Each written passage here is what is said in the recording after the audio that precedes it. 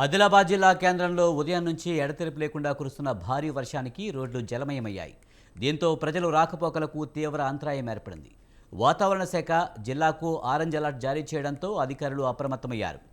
రానున్న 3 రోజులు జిల్లాలో భారీ వర్షాలు కురిసే అవకాశం ఉందని తెలిపింది.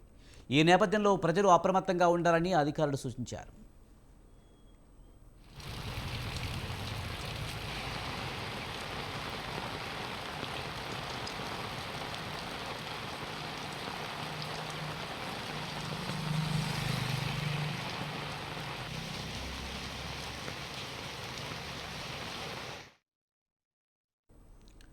నిర్మల్ జిల్లా వ్యాప్తంగా వానలు దంచికొడుతున్నాయి. వరద ఉధృతి కారణంగా గోదావరి మధ్యలో చిక్కుకున్న మునిపెల్లి గ్రామ పశువుల కాపరిని రెస్క్యూ సిబ్బంది కాపాడింది.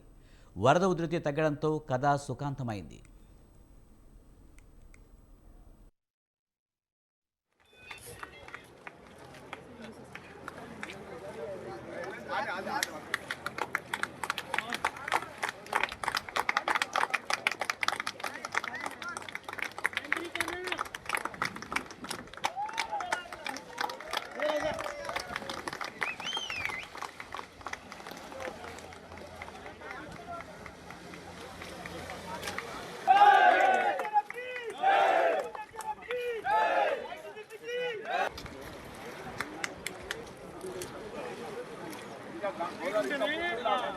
గోదావరి ఫుల్ ఉంటేనే మనకు రాదు.